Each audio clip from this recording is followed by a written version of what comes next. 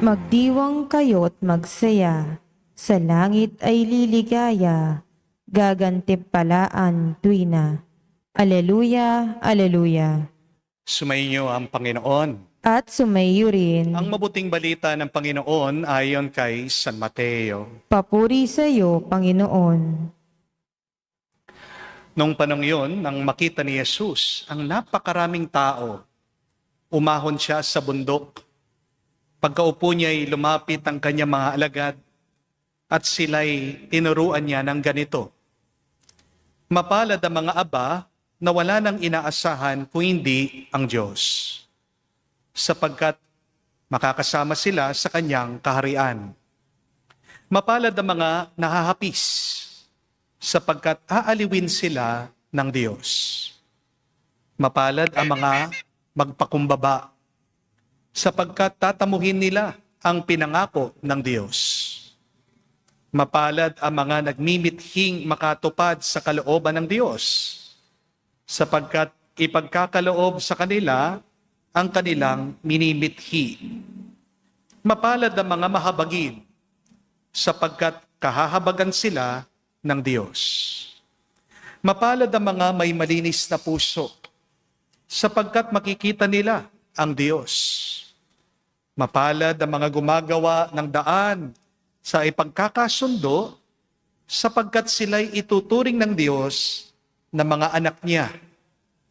Mapalad ang mga pinag-uusig dahil sa kanilang pagsunod sa kalooban ng Diyos, sapagkat makakasama sila sa kanyang kaharian. Mapalad kayo kapag dahil sa akin, inaalimura kayo ng mga tao, pinag-uusig, pinagwiwikaan ng lahat ng uri ng kasamaan na pawang kasinungalingan. Magdiwang kayo at magalak, sapagkat malaki ang inyong gantimpala sa langit. Mga kapatid, ang mabuting balita ng ating Panginoon. Pinupuri ka naming Panginoong Hesukristo.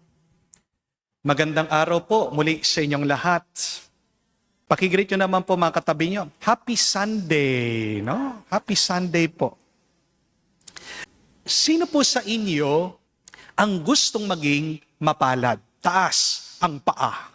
Ay, taas po ang kamay. Siyempre, tayo pong lahat, di po ba? Sino naman po sa inyo ang gustong maging sawing palad? Taas ang kamay. Wala. Pero, yan po ang masakit na katotohanan, di po ba? Meron tayong ninanais, pero iba ang ating tinatanggap. Gusto nating maging mapalad, pero bakit tayo'y sawing palad? Marami sa atin may iba't ibang hirap, problema at pagsubok na pinagdadaanan. Di po ba? Una po, alam ko marami sa inyo, sawing palad pagdating sa pera. Amen? Butas ang bulsa. Marami po ang natatakot. Baka mawalan sila ng bahay. Meron nangangamba. Baka hatakin ang kanilang hinuhulugan at sasakyan. Meron din po na natatakot na maputulan ng kuryente. Paubos ng paubos ang pera. Walang kasiguraduhan saan hahanap ng pambayad araw-araw. Nung isang araw pa lang po, may bisita ako dito. Russian. Akala ko po magdodonate sa simbahan. Baliktad pala. Ako palang magdodonate sa kanya. Estranghero, nagpapalimos. Gusto po tumira dito sa kumbento, makikitulog. Pero pasensya na po ha. Nanguna yung kaba ko. Nagduda ako. Baka Russian spy. Imbis na patulugin ko po dito sa kumbento, ang ginawa ko, nagbigay po ko ng pera, pinahatid ko sa Sogo. Huwag po kayo mag-alala. Wala naman pong kasamang babae. Pero binayaran ko po yung paghating gabi niya, buong gabi niyang stay doon po sa hotel. Isipin niyo po yun. Foreigner, pero naghihirap. Kasi hindi naman ibig sabihin nakatira ka sa ibang bansa, mayaman ka na. Di po ba? Minsan ganyan yung mentality natin sa mga kapatid nating nagtatrabaho sa ibang bansa, yung mga OFW. Akala natin, dahil sila ay nasa ibang bansa, mayaman na sila. Kaya nga pag umuwi sila dito, inuubos natin sila. Pinipiga hanggang matuyo. Kaya hindi niyo po masisisi yung mga kapatid nating OFW, ayaw umuwi. Ilang taon na nasa ibang bansa nagtitiis. Kasi yung lahat ng inipon nila, kapag umuwi sila, isang iglap, mawawala. Kahit din po yung mga nagtatrabaho sa ibang bansa, sawing palad pagdating sa pera. Amen? Meron din po sawing palad sa kanilang relasyon. Bigla na lang iniwan ng kanilang asawa. Hiniwalayan ng kanilang mga minamahal. Inaway ng anak, naglayas sa bahay. Ayaw kausapin ang magulang. Minsan, ma-pride pa yung magulang. Ayaw din po makipagkasundo sa anak. Marami sa atin hindi pinagpala sa pag-ibig at pagmamahal. Amen? At alam ko din po, marami din sa inyo sawing palad sa kanilang kalusugan. Merong mga nabubulag na dahil sa diabetes. Merong mga napapagod na sa pagdadialysis. Meron din pong gumagapang sa sakit dahil na kanilang arthritis. Minsan kagising mo pa lang, ang sakit na ng iyong katawan. Hindi po ba? Lahat tayo gusto nating maging mapalad. Pero ang tanong, bakit tayo ay sawing palad? Minsan tayo nagtatanong sa Diyos at nagdadasal, Panginoon, paano ba maging mapalad? Panginoon, pagpalain mo naman kami. Lord, bless me and my family. But the question is, how? Alam niyo po, ang sikreto ng pagiging mapalad, simple lang po. Subukan niyo ito. Gawin niyo ito. Taas niyo po, dalawang kamay niyo. Harap niyo po yung palad sa inyong mga mata, sa inyong muka. Ayan, mapalad na kayo. Hindi po ba? Pumalakpak po kayo. Magiging mas mapalad kayo. Ano ang sikreto ng pagiging mapalad? Nandyan na sa palad mo. Amen? Paano ka magiging mapalad? Where does blessedness begin? It starts with you. With seeing. Blessedness starts by looking. Kapag nakita mo ang pagpapala, biyaya na binigay ng Diyos sa iyo, mapalad ka, kapatid. Tingnan niyo po ang ating Panginoong Jesucristo sa Ebanghelyo. Paano nag-umpisa ang mabuting balita? The Gospel said, Jesus saw the crowd. Nakita daw ng ating Panginoong Jesucristo ang maraming tao, iba-iba ang kanilang pinagdadaanan. May nahihirapan, may nalulungkot, may gutom, may inuusig, may pinapahiya. Nakita sila lahat ng Panginoon. Alam niya ang pagsubok nila, ang bigat ng kanilang dinadala. Pero anong sabi ni Jesus? Mapalad kayo. Ang nakita ng ating Panginoon ay yung grasya sa gitna ng kanilang pagsubok. At pinapaalala sa atin ng Panginoon, paulit-ulit, blessed are you, mapalad kayo. Paano natin mararanasan ang pagpapala ng Diyos? Umpisan mong tumingin ng mabuti. Amen? Nang paminsan, merong isang kwento tungkol po sa isang boss. 10 taon na po, meron siyang driver, meron po siyang cook, tagaluto. Gusto po ng boss, bigyan naman ng bonus itong dalawa dahil napakatapat nila, napakasipag nila sa kanilang trabaho. Ito pong cook, binigyan po ng 5,000 pesos ng boss. Pero yung driver, binigyan po ng regalo ng medyas. Galit na galit po yung driver. Sabi niya, araw-araw ako nagmamaneho, nagpupuyat, ang sakit ng katawan ko. Minsan, ako pa nga ang bodyguard ni boss. Tingnan mo naman binigay sa akin, medyas. Naghihinakit po ang sakit ng loob nitong driver sa kanyang boss. At sinabihan po niya, nagmamakaawa siya dun sa cook. Palit na lang tayo. Sa'yo na lang itong medyas. Dahil po yung cook, mababa ang loob, humble. Pumayag, nagpalit po sila. At nung sinuot po nung cook yung medyas, may naramdaman siya. Parang papel, napakakapal doon po sa medyas. Pagkabunot niya, may pera pala. Sa bawat isang medyas, alam niyo kung magkano? 5,000 pesos. 2 medyas, total, 10,000 pesos. Yun pala yung bonus na binibigay ng boss dun sa driver, hindi niya natanggap. Bakit? Kasi hindi siya marunong tumingin ng mabuti. Amen? Tingnan nyo na, mga kapatid, lahat tayo ay blessed. Ang problema lang, hindi tayo marunong tumingin ng mabuti. Amen? Ang tanong, ano ang nagiging hadlang ng ating pagtingin? Kasi madumi ang ating loob. Pero kung lilinisin lang natin ang ating loob, makikita natin ang pagpapala ng Diyos. Makikita natin mismo ang Diyos. Kasi ano ang turo ni Kristo sa Ebanghelyo? Blessed are those with a pure heart. They shall see God. Kapag malinis ang loob mo, malinaw mong makikita ang pagpapala, ang biyaya ng Diyos sa iyo. Meron pong isang kwento din tungkol sa isang misis. Araw-araw na lang po nagrereklamo siya sa mister niya kasi nakikita niya yung sinasampay na mga nilabhan ng kanilang kapitbahay. At sabi ng misis, isang umaga sa kanya mister, tingnan mo, tinatapat pa dito sa ating bintana yung mga nilabhan ng ating kapitbahay. Ang dumi-dumi. Gusto ko nga minsan na kunin yung mga nilabhan niya, ako na lang maglalabang ulit. Ba't ganyan siya maglaba? Hindi siya marunong maglaba. Ano ba naman yan? Kulay brown pa. Hindi ba niya nakikita ang dumi-dumi ng kanyang paglalaba? Tinignan po na mabuti ng mister. Alam niya yung ginawa ng lalaki. Tumayo po siya. Kumuha siya ng basahan at pinunasan yung bintana. Luminaw. At sabi ng mister, tignan mo ulit. Napahiya yung misis. Ay, malinis pala. Ano talagang marumi? Yung bintana. Amen? Bakit madumi yung nakikita ng misis? Madumi yung kanyang salamin. At ano po ang salamin ng ating buhay? Yan yung ating pananaw. Yan yung ating puso at kalooban. Bakit puro na lang problemang nakikita mo sa buhay? Talaga bang puno ng problema at lungkot ang buhay na ito? Hindi.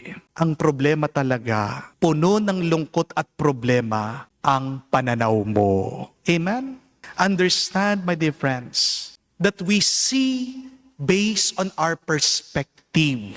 Ang nakikita mo ay base sa iyong pananaw. Kaya nga po ang kasabihan, yung may-ari ng punerarya, ang palaging nakikita, patay. Di po ba? Yung barbero, anong palaging nakikita? Yung mahaba, yung buhok. Yung dentista, anong palaging nakikita hinahanap? Yung sira ang ngipin. Yung abogado, anong palaging nakikita hinahanap? Yung may krimen, yung may problema, may alitan. Ang politiko, anong palaging hinahanap? Pera.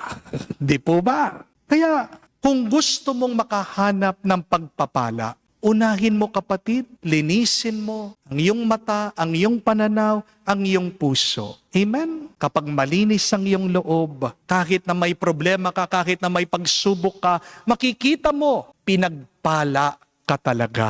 Amen? Kaya nga po, yan ang ating narinig sa ating Panginoong Hesukristo. Sinabi niya, mapalad kayong mga umiiyak, mga inaapi, iniinsulto, mapalad kayo. Bakit? Hindi dahil sa kanilang paghihirap. Mapalad ang mga nabibigatan, ang mga nagdurusa, dahil nakikita ni Jesus, nandun pa rin ang presensya ng Diyos, gitna ng kanilang buhay. As the Bible tells us, the Lord is close to the broken-hearted.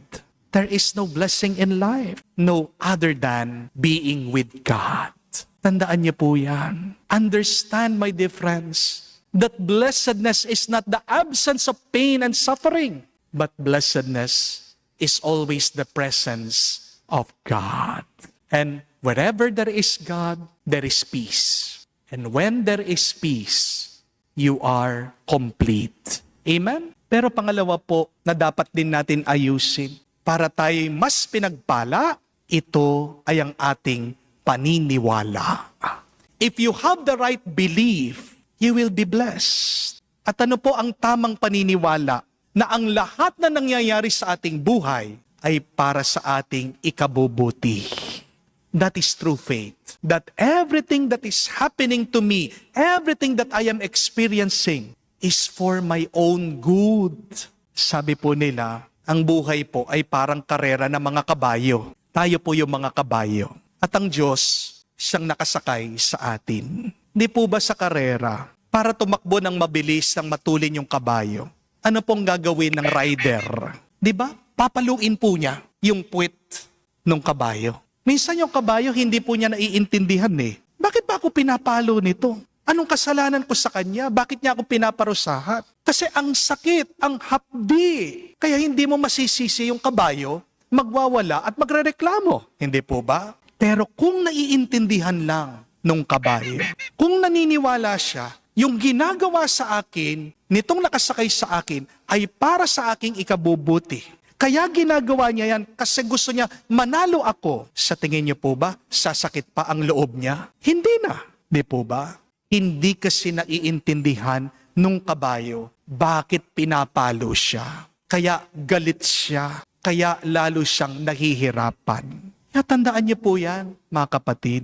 Ano man ang nararanasan mong hirap, pagsubok sa iyong buhay, yan ay palo ng Diyos. Opo, pero ang gusto lang ng Diyos ay manguna ka sa karera. Kaya ginagawa yan ng Diyos kasi gusto niya magtagumpay ka. Amen? Hindi po kinatutuwa ng Diyos na matalo tayo. Matatalo ka kung iiwas ka sa iyong pagsubok. Amen? Kaya sa susunod na makakaranas ka ng pagpapalo ng Diyos, imbis na maghinakit ka, magreklamo ka, malungkot ka, magpasalamat ka. Kasi yan ang paraan ng Diyos. Tinutulak ka niya papunta sa iyong tagumpay, papunta sa iyong finish line. Amen? Pero hindi mo makikita yon kung hindi ka naniniwala sa Kanya. Sabi din po nila, ang buhay po ay parang piso. May dalawang side ng ating buhay. Meron pong saya, meron pong hapdi. Merong magaan, meron din pong mabigat. Di po ba? Baka nakikita lang po natin sa ating buhay yung puro hapdi, puro hirap. At marami po sa atin, ano ang nais? Gustong takbuhan, gustong iwasan, gustong alisin yung mga sakit at hirap ng ating buhay. Pero subukan niyo po ito. Kumuha po kayo ng barya, 5 piso, 10 piso, 20 pesos. Burahin niyo po yung isang side ng piso. Burahin niyo po. Di ba ginagawa ng mga bata yan, no? Binubura sa semento. Ngayon, pag nabura na po yung isang side, punta po kayo sa tindahan, sa grocery, ibayad nyo. Ang tanong, tatanggapin po nila? Yes or no? Hindi po. Bakit? Kasi binura mo yung halaga. Di po ba? Ganyan din kapatid. Ang ginagawa mo kapag tinatakasan mo, kapag tinatanggihan mo, kapag inaayawan mo yung mga pagsubok na binibigay ng Diyos sa iyo, gamitin mo yung sakit na yan bilang lakas mo. Gamitin mo yung pagsubok na yan para itulak ka niya na magpatuloy sa buhay. Meron pong nag-message sa akin, isa pong follower natin. Ang sabi niya, Father, bakit kung talagang mahal ako ng Diyos? Bakit pa niya ako binibigyan ng napakaraming problema? Sunod-sunod po. Pagod na po ako, ayaw ko na. Alam niyo po yung sagot ko sa kanya, mahal ka nga ng Diyos eh, kaya binibigyan ka niya ng maraming problema. Nag-reply po siya, na may sabi, Nge, paano po yun? Ang sakit naman magmahal ng Diyos.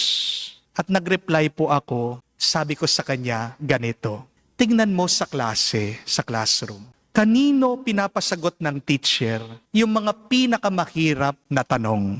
Di ba? Sa pinakamatalino niyang estudyante.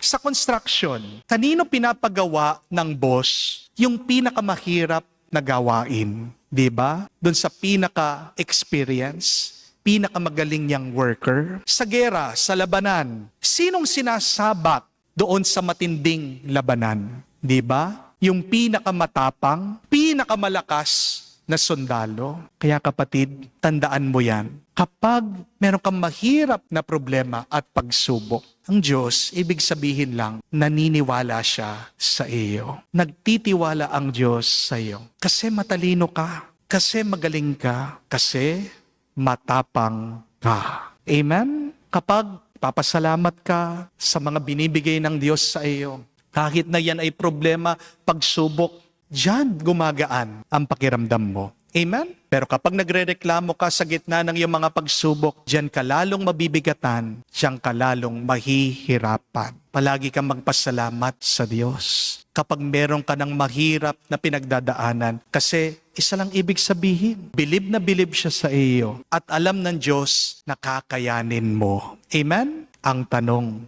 ikaw, naniniwala ka ba sa Kanya? Wag niyo po sasabihin mga kapatid, masama ang buhay, malas ka. Dahil nung ginawa ang Diyos ang sanlibutan, ano po ang sabi niya? Mabuti. At nung ginawa ka ng Diyos, ano ang sabi ng Panginoon? Napakabuti. Kaya mga kapatid, gusto mo bang maging mas mapalad? Tandaan niyo po ang dalawang sekretong ito. Una, tingnan mo ang mga pagpapala ng Diyos sa iyong buhay sa pamamagitan ng isang malinis na puso. At pangalawa, maniwala ka, ang Diyos ay mabuti. At lahat ng mga bagay, karanasan na binibigay niya sa iyo, ay para sa iyong ikabubuti. Sa susunod na malulungkot ka, tandaan mo, tignan mo ang mga palad mo. Pagsamahin mo sila. Diyan ka magiging mas makapangyarihan. Diyan ka makakatanggap muli ng lakas sa Kanya. Manalig ka, umasa ka, magpatuloy ka dahil mapalad ka na. At magiging mas mapalad ka kung magiging tapat ka sa Kanya dahil diyan Kanya gagabayan, diyan Kanya pupunuin ng grasya Niya. Dadaling Kanya di lang sa magandang buhay dito sa mundo, kundi sa buhay na walang hanggan. Amen. Tumayo po tayo, pahayag po natin ang ating pananampalataya sa Diyos. Sumasampalataya ako Sa Diyos amang makapangyarihan sa lahat, na may gawa ng langit at lupa, sumasampalataya naman ako kay Jesucristo, iisang anak ng Diyos, Panginoon nating lahat. Nagkatawang tao siya, lalang ng Espiritu Santo, ipinanganak ni Santa Mariang Birhen, ipinagpakasakit ni Poncio Pilato, ipinako sa krus, namatay inilibing, nanawag sa kinaroroonan ng mga yumao, nang may ikatlong araw, nabuhay namang uli, umakyat sa langit, naluklok sa kanan ng Diyos amang makapangyarihan sa lahat, doon nagmumulang paparito, maghuhukom sa mga nabubuhay at nangamatay na tao. Sumasampalataya naman ako sa Diyos Espiritu Santo, sa banal na simbahang Katolika, sa kasamahan ng mga banal, sa kapatawaran ng mga kasalanan, sa pagkabuhay namang muli ng mga namatay na tao at sa buhay na walang hanggan. Amen. Tinitiyak ni Jesus na inaalagaan ng Diyos ang mga mapagkumbaba at ang Kanyang pinaghaharian, ang namumuhay ayon sa mapapalad. Idalangin natin maging tapat tayo sa Kanya. Ating sabihin, Panginoon, dinggin mo kami. Panginoon, dinggin mo kami. Nawa ang simbahan, sa gabay ng kanyang mga pinuno, ay pahalagahan ang pagtatangi sa moral at espiritual kaysa sa pagkahilig sa kayamanang material. Manalangin tayo sa Panginoon. Panginoon, dinggin mo kami. Nawa ang mga nagdurusa para sa katarungan ay makatagpo ng lakas ng loob at kagalakan sa mga pamayanang Kristiyano. Manalangin tayo sa Panginoon. Panginoon, dinggin mo kami. Nawa ang mga nagtataguyod ng kapayapaan ay huwag panghinaan ng loob. Kahit mahirap ang kanilang ginagawa, manalangin tayo sa Panginoon. Panginoon, dinggin mo kami. Sa katahimikan po ng ating puso, sabihin natin, banggitin natin sa Diyos ang ating mga personal na pangangailangan.